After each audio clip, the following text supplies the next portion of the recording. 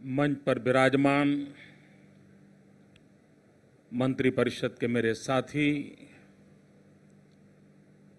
उद्योग जगत के सभी मित्र, उपस्थित सभी महानुभाव, भाइयों और बहनों, जिस पल की हमें हमेशा प्रतीक्षा रहती है वह वाइब्रेंट समिट का समय अब हमारे सामने है। जब कोई विचार इंस्टीट्यूशनलाइज हो जाता है तब उसकी क्रेडिबिलिटी बनती है और बहुत स्वाभाविक है जब सामान्य व्यक्ति भरोसा करने लगता है तो उसका सहभागी होने का उमंग भी अनेक गुना बढ़ जाता है। 2003 से vibrant Gujarat global investor summit के इस कंसेप्ट को हमने इवॉल्व किया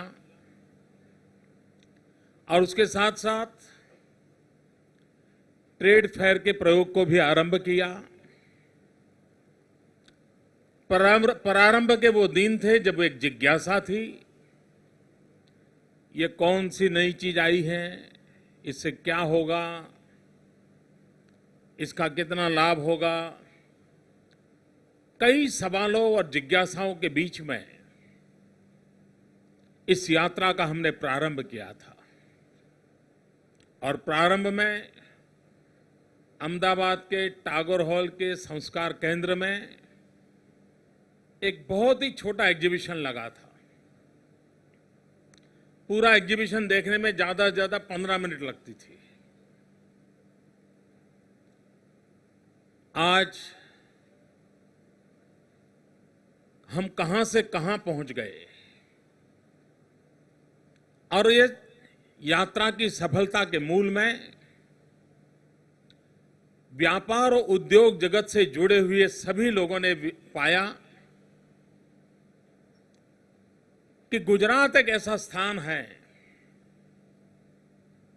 जहां पर हमने अवसर खोना नहीं चाहिए। एक समय था ट्रेड फेयर दिल्ली तक सीमित होते थे,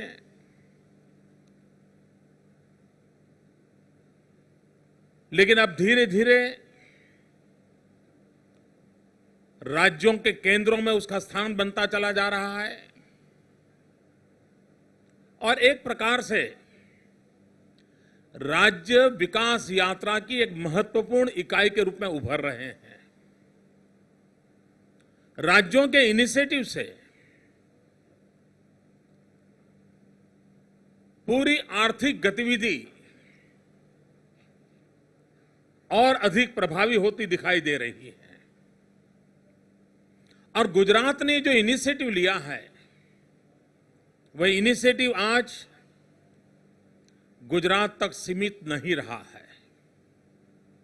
हिंदुस्तान के कई ऐसे राज्य हैं,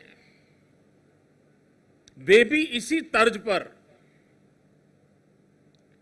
व्यापार उद्योग को आकर्षित करने के लिए अपनी राज्य की क्षमता और आवश्यकता के अनुसार योजनाएं करते हैं और उस अर्थ में 2003 से प्रारंभ किया हुआ गुजरात का यह प्रयास एक ट्रेंड सेटर के रूप में आज उसने अपनी जगह बना ली है। और यह बात सही है कि हम किसी कंपनी का ब्रोचर देखें या हम किसी कंपनी के संबंध में सुने, उससे ज्यादा इस प्रकार के ट्रेड फेयर में उन कंपनियों की प्रेजेंस से दो सीधे सीधे प्रभाव पैदा होते हैं। एक, जो उस पर्टिकुलर कमोडिटी के जो बायर्स होते हैं जो उसके साथ बिजनेस में जुड़ना चाहते हैं या लेना चाहते हैं, देना चाहते हैं। कोई कंपनी है, कोई अपनी टेक्नोलॉजी उसको बेचना चाहता है, कोई कंपनी है, कोई उससे प्रोडक्ट खरीदना चाहता है, कोई कंपनी है, उसके साथ कोई नागरिक अपना नॉलेज शेयर करना चाहता है, कोई कंपनी है, नागरिक उसके साथ इन्वेस्टमेंट के लिए एक दो कदम आगे बढ़ाना चाहता है। इन सारे विषयों के लिए एक ही रूफ के नीचे, एक ही कैंपस में इतनी सारी सुविधाएं प्राप्त होना, ये सिर्फ ट्रेड फेयर में ही संभव होता है और आज उस काम को करने में हम सफल हुए हैं। हमारे पिछले जितने ही ट्रेड फेयर हुए हैं वो सिर्फ दर्शकों को प्रभावित करने वाले सीमित नहीं होते हैं, लेकिन व्यापार के लिए एक कैटलिक एजेंट का रोल प्ले करने वाले होते हैं और वहां पर अरबों खरबों का व्यापार होता है।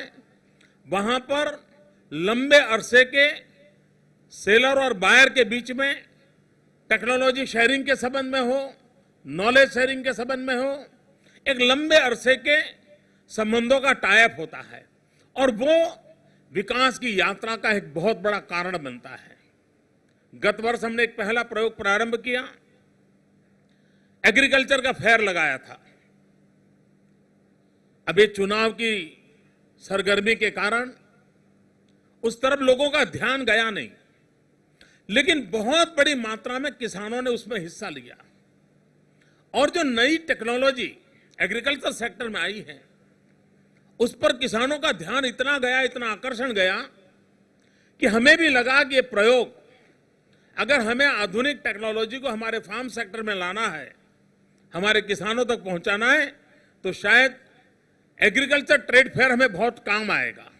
और इसलिए हमने तय किया कि जिस प्रकार से हम 2 साल में एक बार वाइब्रेंट समिट करते हैं, उसी प्रकार से 2 साल में एक बार हम एग्रोटेक को प्रमोशन करने के लिए, एग्रीकल्चर टेक्नोलॉजी को प्रमोशन करने के लिए डेडिकेटेड टू एग्रीकल्चरिस्ट, किसानों को समर्पित, उसको हम प्रयोग करेंगे। और पिछली बार हमने एक प्रयोग प्रारंभ किया, उसमें हमें बहुत सफलता मिली है।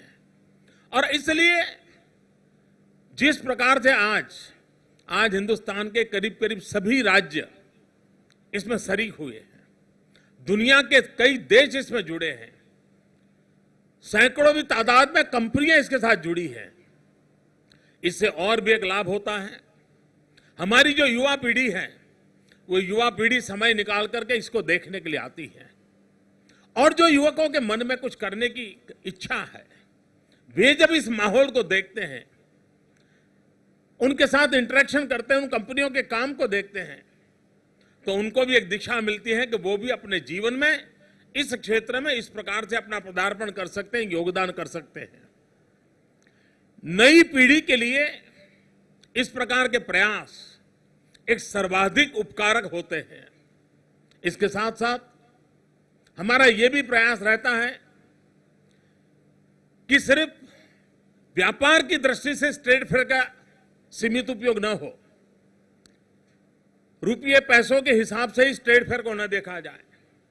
इस ट्रेड फेयर का उपयोग भावी पीढ़ी के संस्कार संक्रमण के लिए भी होना चाहिए और इसलिए हमारी कोशिश रहती है कि विशेष करके टेक्निकल एजुकेशन से जुड़ी हुई इंस्टीट्यूशंस के स्टूडेंट्स इन चीजों को देखें और अगर ऐसी चीजें वो देखती हैं तो उनका एक विजन बनता है, उनकी सोच में एक एक्सपांशन होता है, उनको लगता है कि दुनिया कितनी बदल रही है, उस दुनिया के साथ वो अपने आप को कैसे कोप अप करेगा। जब वो पढ़ाई करता है तो उसके ध्यान में आता है कि मैं जो पढ़ता हूं उसको मैंने उस फेयर में गया था, मैंने प्रैक्टिकल रूप में देखा था, उस रूप के अंदर उसका मॉडल तैयार था। और इसलिए विशेष करके हमारी जो युवा पीढ़ी है उसमें भी खास करके जो विद्यार्थी हैं, वे जितनी अधिक मात्रा में इन चीजों को देखते हैं उनको एक अच्छा एक्सपोजर मिलता है। एक दिन में पूरी इस कैंपस के अंदर अगर वो पूरा दिन रह करके देखते हैं तो उनको साल भर अपनी यूनिवर्सिटी में जो देख पाते हैं, सुन पाते हैं, उससे अधिक चीजें यही एक जगह से उनको सामने आती हैं। और इस अर्थ में भी हमारी भावी पीढ़ी के निर्माण के लिए, हमारी भावी पीढ़ी की आशा आकांक्षाओं को जगाने के लिए, हमारी भावी पीढ़ी को नई प्रेरणा देने के लिए ये ट्रेड फेयर एक लंबे अरसे तक लाभ करने वाला हमारा प्रयास रहता है। मुझे विश्वास है कि लाखों की तादाद में व्यापार उद्योग के साथ जुड़े हुए ही लोग नहीं, सामान्य मानवी भी इसका लाभ उठाएगा और इससे अपने जीवन में भी कुछ करने का संकल्प करेगा। इस ट्रेड फेयर की एक और भी विशेषता है और जिसके लिए मुझे बड़ा आनंद है कि इस बार व्यापार उद्योग के क्षेत्र में जुड़ी हुई हमारी माताओं बहनों ने सामने से हमें रिक्वेस्ट की कि हम महिलाओं के लिए अलग स्टॉल बनाना चाहते हैं और हमने उनके लिए स्पेशल व्यवस्था की है ताकि विमेन एंटरप्रेन्योर्स को एक अवसर मिले, उनकी क्षमताओं के दर्शन हम कर सके और वे भी कंधे से कंधा मिलाकर के बराबरी के साथ राज्य के विकास के अंदर हिस्सेदार बने और उनकी शक्ति और उनका सामर्थ्य भी हमारे काम आए। और इसलिए हमें विमेन एंटरप्रेन्योर्स को विशेष रूप से प्रोत्साहन देने का प्रयास किया है। हम चाहते हैं कि युवा पीढ़ी के लोग हो, हमारी माताएं बहनें हो, उन सब की शक्ति विकास यात्रा में इक्वल पार्टनरशिप की कैसे बने, उस दिशा में हम देखना चाहते हैं। भाइयों बहनों, मेरा आप सबसे आग्रह है कि एक प्रकार से आज एग्जीबिशन से vibrant Gujarat global investor summit का आरंभ हो रहा है। विधिवत रूप से 11 और 12 को 2 दिन महात्मा मंदिर में एक कार्यक्रम चलने वाला है, लेकिन इस कार्यक्रम को इतने नए नए आयाम दिए हैं। जैसे आज ही कई सेमिनार और कार्यक्रम ऑलरेडी शुरू हो चुके हैं। यहां से ही मैं जाने वाला हूं, यंग एंटरप्रेन्योर्स का एक बहुत बड़ा समारोह चल रहा है, उसके शरीक होने के लिए। अर्बनाइजेशन की दिशा में हम क्या से काम कर रहे हैं, अर्बनाइजेशन में हम क्या कार्यक्रम करने वाले हैं, उसकी दिशा का एक सेमिनार चल रहा है। तो मेरे यहां आए हुए सभी नागरिकों से मेरी प्रार्थना है कि आने वाले 4-5 दिन में हमारे घर के पास गंगा आई हुई है और इस विकास की गंगा से हम भी कुछ न कुछ प्राप्त करें। अगर प्रयाग के अंदर एक आध्यात्मिक कुंभ मेला लगा है तो साबरमती के किनारे पर गांधीनगर की धरती पर विकास का कुंभ मेला लगा है। इस विकास के कुंभ मेले का हम जितना ज्यादा फायदा उठाएंगे, हम जितना नई चीजों को सीखने की कोशिश करेंगे, आखिरकार ये तो सारा प्रयास है जन सामान्य के लिए है। हमारे पूरे गुजरात की जो एंटरप्रेन्योरशिप क्वालिटी है उसके अपग्रेडेशन के लिए है। हमारी जो टेक्निकल फील्ड है उसको मॉडर्नाइजेशन करने के लिए है। हमारी जो मैनेजमेंट स्किल है उस मैनेजमेंट स्किल को दुनिया की बराबरी तक लाने का हमारा सामर्थ्य का प्रयास है। और इसलिए अगर हम इन सभी फायदों की ओर देखें तो ये प्रयास अपने आप में एक बहुत बड़ा नया स्वर्णिम पृष्ठ लिखने वाला प्रयास बन के रहेगा, ऐसा मेरा पूरा भरोसा है।